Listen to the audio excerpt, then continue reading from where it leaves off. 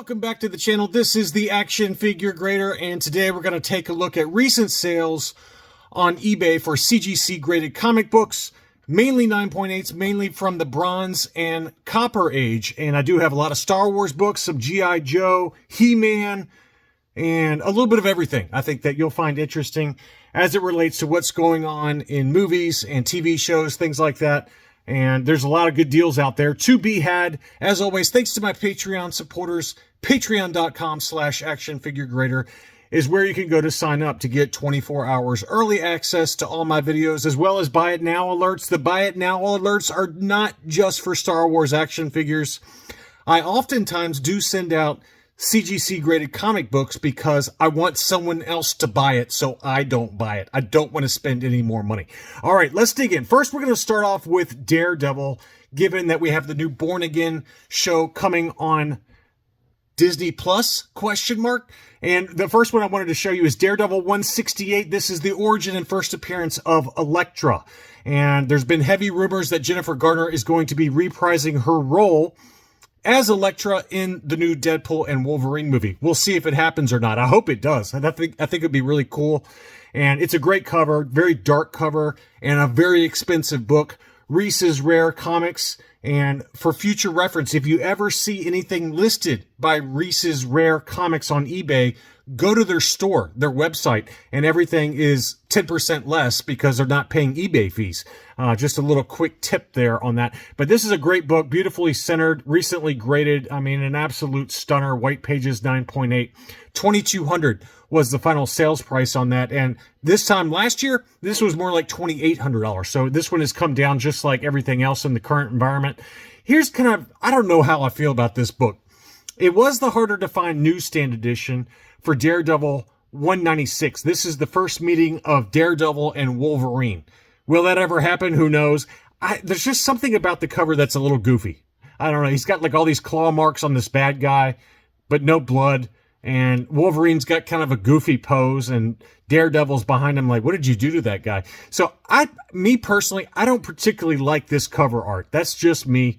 But it is the first meeting of Wolverine and Daredevil in comics. And again, it was the harder to find newsstand. This one sold in an auction for $260. Here is DC Comics Presents number 26 in a 9.8 with white pages. This was the direct edition. This is the first appearance of the new Teen Titans. It's one I'm still on the fence about. I can't decide if I want to get this book or not. I love the cover, but it's kind of busy. It's a little busy on the cover. A lot going on, lots of words and stuff, things like that. But I do like the cover. You know, it's kind of one of those books that has been on my want list, but it's always been put back down on the second shelf below some of the other Silver Age and Bronze Age books that I've been targeting lately. This one did sell for $1,000. The newsstand, I've seen that one go as high as $1,600. So there is a big price disparity. Maybe that's come back down a little bit. I haven't looked recently for a newsstand sale for this book, but at least for the direct edition, this one did sell in a buy it now situation for $1,000.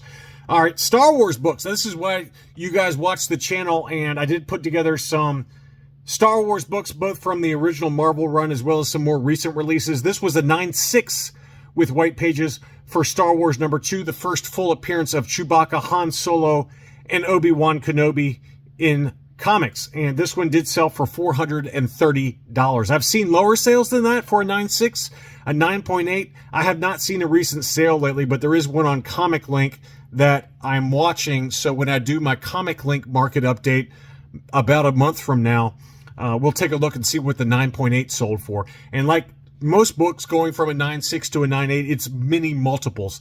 So I'm guessing a 9.8 would go for around $1,500 to $1,600 this time. Last year, it was more like $2,800, but Star Wars books are well down. But I did want to point out that 9.6 sale.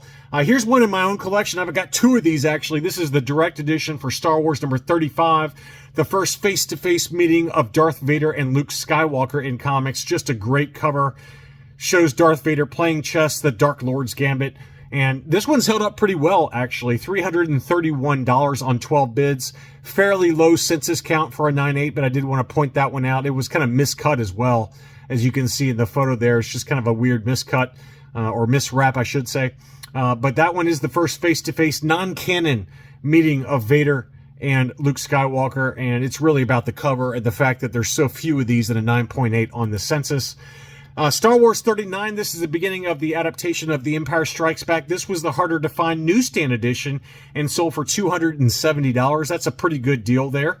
I thought that was a pretty nice deal relative to some of the others I've seen, where it's more like $300 to $350 for the newsstand edition of this book. So $270 was a pretty good buy. This one just sold today, May 25th, as of the making of this video. This was the newsstand edition of Star Wars number 42, the first appearance of Boba Fett and Yoda in standard size comics. Awesome, recently graded, beautifully centered, no kind of printing errors. One thing to always look out for on this book is the Star Wars logo in yellow. And sometimes you'll see a printer error that kind of streaks down that Star Wars logo, and even sometimes goes down here by Dengar, and there's like a brown streak that goes through the white circle on the front of that cover. But this was a perfect copy, absolutely perfect. Now, what's interesting is that one of these was listed for $2,000 about a month, maybe 2 months ago, and it sold. It sold in a buy it now situation for $2,000. Well, this seller listed it for $1,420, and it sold. It sat on the market for less than a couple of days. So it is interesting, the fact that just 2 months later, this book has dropped by $600. So now's a really good time to be picking these books up. And if you'll remember, during the Book of Boba Fett, this book in a 9.8 newsstand Star Wars 42 was going for, I think, don't quote me, but it was around $5,000. So we've gone from $5,000 to $1,420 for a newsstand 9.8 with white pages for Star Wars 42. A pretty incredible drop, and this is probably closer to market value, right, versus those crazy prices during the Book of Boba Fett. Here was another one. This is the direct edition, but this was signed by all the bounty hunters. What a cool book. So this was signed by Bill Hargreaves, who depicted IG-88. We had Alan Harris sign this book, who played Bosk. Zuckuss was Kathy Monroe. And then Chris Parsons played Forlom. And then I think it also had Jeremy Bulloch there. So Jeremy Bulloch, who obviously played Boba Fett. So this was signed by almost all of the bounty hunters, and just an incredible book. And this one did sell. It was a 9.8 signature series. It sold up in Canada for $1,900 Canadian, which is about $1,400 US dollars. Now, a non-signed direct edition 9.8 with white pages is going for about $800 to $900. So just some pricing information on that book. Star Wars 107, the final issue from the original Marvel run, a very expensive book, low print run, black cover. As I've talked about, I don't particularly like this cover, but it is an expensive book, and this one did sell for $715. Recently graded. Again, it was a direct edition, but that continues to be a very expensive book. A couple of recent Star Wars books signed by Ray Park, obviously, who played Darth Maul. These were sold by One Stop Comic Shop. He had some others, but I wanted to show these. I thought they were really cool. Black, White, and Red .1. This is a brand new book that just came out, but he just got these signed by Ray Park. Awesome cover with the Emperor in the background. $232.50 in an auction, and then he had this one, which I really wanted, but timing was terrible. This was signed by Ray Park. This is the negative space variant by John Christopher Tyler for Star Wars number 41. Probably my favorite negative space cover. Look at that depiction. I always zoom in on this because I just really appreciate the art on this cover. It's absolutely stunning, and it was signed by Ray Park. I had this on my watch list, and then I forgot about it, but I'm kind of thankful because I don't have $230 to spend right now after some of the big hake spending spree I did. So that is a beauty of a book, though, and one I'd like to pick up at one point. G.I. Joe number 1. This was the harder to find newsstand edition, and this one did sell in a buy it now situation for $1,400. In an auction, you can probably expect to pay closer to $1,200 to $1,300, but this one was recently graded, perfectly centered, beautiful colors, and obviously this is the first appearance of Snake Eyes, Scarlet, Baroness, Cobra Commander, Stalker, a lot of the main heroes and villains from the G.I. Joe universe. And G.I. Joe has definitely seen a mini renaissance. We've got a G.I. Joe versus, or G.I. Joe Transformers crossover movie that's in the works. We obviously had the new series for the Energon universe where there's a crossover between G.I. Joe and Transformers. So a lot of the vintage Marvel G.I. Joe books have started to kind of pique some interest for collectors. Likewise, speaking of the crossover, here is G.I. Joe and Transformers #1. This is the first crossover book for G.I. Joe and Transformers. This one's come back down to earth a little bit. This was a direct edition. It was listed for $300, and a make an offer was accepted. I didn't look up what it sold for, but probably around $250 or so. But that's a pretty cool cover. I like the way that looks, and it did sell in a make an offer situation. It was listed for $300. Next up, we've got Masters of the Universe #1. This is the first full comic devoted to the Masters of the Universe. And supposedly there is a Masters of the Universe movie in the works. We'll see how good it's going to be. It sounds a little corny based on the plot for the upcoming movie, but this is a great cover. And this one did sell for $259. And then here is issue #2, which is actually the beginning of the origin story for He-Man. I like this cover a lot better. And this one did sell for $160. It also was a direct edition 9.8. Cloak and Dagger, they just made their appearance in the finale for X-Men 97 on Disney+. The series has been very well received. I've only watched like the first 3, but I've really enjoyed it so far. Spectacular Spider-Man #64 is the first appearance of Cloak and Dagger. And they made their kind of reappearance within the MCU in the finale for X-Men 97. This one did sell for $450. Mr. Sinister, he has a big presence in the X-Men 97 show, and here is his first appearance in comics, X-Men #221 in a direct edition. This one sold for $285, and that's about the going rate for a direct edition. Newsstand edition's a different story. Very expensive, very tough to find that one in a newsstand, given that this is a late 1980s book. Very few newsstands, around this time frame, and obviously into the 90s when newsstands were basically all but extinct. But this direct edition did sell for about $285. And then here is X-Men 239, which is the second appearance of Mr. Sinister and his first cover appearance. And I like this cover better than 221, obviously, since it shows Mr. Sinister. There's rumors that The Rock might play Mr. Sinister in an upcoming live action adaptation. I kind of hope they don't do that since he's already played Black Adam. I think it would be kind of a mistake to get him for a villain, but that's just me. I'm sure they'll get somebody good though, because he is a great villain, and I hope to see him in live action at some point. But I'd much rather have this book, quite honestly. I know that the first appearance is always going to be a little more expensive than the second appearance and first cover appearance, but I just love this cover. I think it's a great cover. It shows the Goblin Queen as well. So this one was listed for $229.99 in a best offer accepted. I would aim for $180 to $200 for this book. And if you wait a little while, now that X-Men 97 is come and gone, probably in 3 months' time, it'll be back down to $150 to $175 for a direct edition of this book. But it's still just a great cover. I definitely want to get this one for my collection at some point. I don't know when. And then here was a signed edition. This was a Chris Claremont signed direct edition for the same book. That one sold for $600, so that was a big number, but it was a signature series 9.8 with white pages signed by Chris Claremont as well as Mark Silvestri. So, it had two of the main guys from the late 80s Uncanny X-Men run. It was kind of a miscut, though. You can see there where the Uncanny portion of the cover was cut off. So it was a miscut. And I don't think I'd pay this price personally, but it is pretty cool to see this book signed by both Claremont and Silvestri. So that was an awesome, awesome book. I just don't know if I'd pay $600 for it.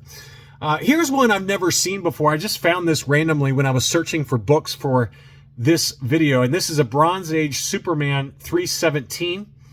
This is a Neil Adams cover, and I just love the cover. I'm a big Neil Adams fan, as you guys know, and I just love this cover. I mean, I'm sure it's not really a big book in terms of key issue, but I do like the cover art quite a bit.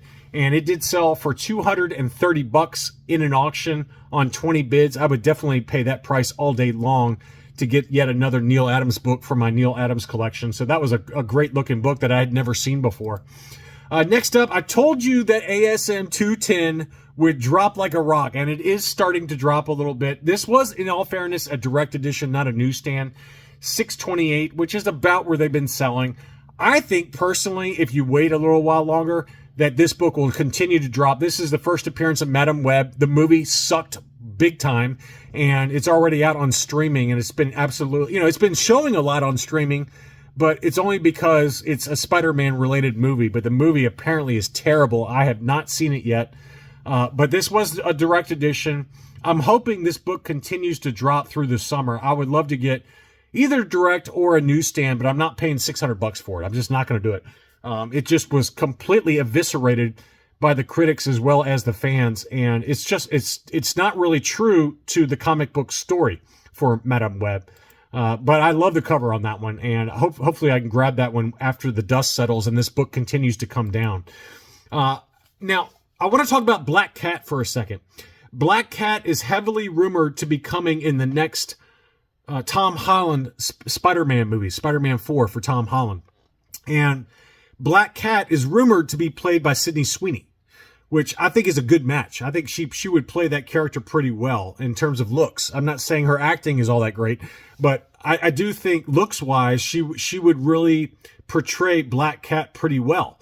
And her book is so expensive, her first appearance book, which is ASM 194. This is a book to consider, I think, if you don't want to spend the big boy money to get ASM 194, get ASM 195. This is her second appearance as well as her origin story, and it's a pretty great cover. It kind of harkens back to a lot of the early Bronze Age books for Spider-Man with that kind of five-tiled look with Spider-Man in the middle. There's a number of those, like ASM 135, which is the second appearance of the Punisher. It's a very similar cover to this, and there's a few others like that. I just think it's a book worth considering, given how relatively inexpensive it is versus ASM 194. Now, I'm not trying to say it's ever going to be worth 194 prices, but I do think it's a cheaper, more cost-effective way to get exposure to the heroine Black Cat without spending $2,000 like you got to spend on ASM 194 in a CGC 9.8. So this one sold again. It was a direct edition. It sold for $255. Not a bad deal at all. That's a price I'd pay. This is a big one. This is one we talked about in past Comic Link videos. This is Detective Comics 457, which is a retelling of the origin for Batman. There's only 5 in a 9.8 on the CGC census. Very, very tough to find this one in a CGC 9.8, mainly because of the black cover. This is one I wouldn't mind having. I don't think I'm going to spend 9.8 prices. I wouldn't mind having it in a 9.6. But it's a pretty great cover. It shows Batman kind of remembering the death of his parents in Crime Alley, and the death of his parents is depicted in Batman's head on the cover. It's just a really, really cool cover, a haunting story, the murder that created Batman. So this one did sell in an auction for 2,850 Canadian dollars, which is about 2,100 US dollars. Now, there was one on Comic Link that sold last fall for 2,800 US dollars. So this book has come down like everything else. Again, I don't think I'd pay that, but it is one of 5. So if you want one of 5, you're going to be paying the big boy money. I think I'd prefer to get this in a 9.6 with white pages and probably pay a small fraction of what this one went for. But I wanted to show this one because it's a book that is very tough to find in a 9.8. Very cool book. Godzilla #1. Obviously, we have the new Godzilla versus King Kong movie out there. This was a 1977 book, and this is kind of, I think, Godzilla's first appearance in comic books in the U.S. And this one did sell in an auction for $476. That's down a little bit. This was going like $550-ish. So like everything else, it's come back down just a little bit. Pretty great cover. Again, I don't know what... I personally wouldn't buy this book because I don't really care about Godzilla. But it is a pretty cool cover. So it's kind of, it's one I wanted to show at least. Wolverine... Obviously, in late July, we have the Deadpool and Wolverine movie. I can't wait to see it. I'm going to be traveling, unfortunately, that week when it comes out. So as soon as I get back, I'm going to see this movie instantly. I can't wait to see it. Wolverine #1, which is the first appearance of Wolverine as Patch. There's been heavy hints in the trailers that Patch is going to make an appearance in like a multiverse format. This one sold for $290, and that's about the going rate for the direct edition. And then we also had Wolverine #8, which shows Wolverine as Patch alongside a Joe Fixit version of the Hulk, a pretty timeless cover. and this one was a 9/8 direct edition. This one sold for $270. So that one's come back down as well. This was going kind of $300 to $325, and this one sold in an auction on one bid for $270. I hope you enjoyed this look at recent sales for CGC graded comic books on eBay. Thank you as always for watching, and I'll be back soon.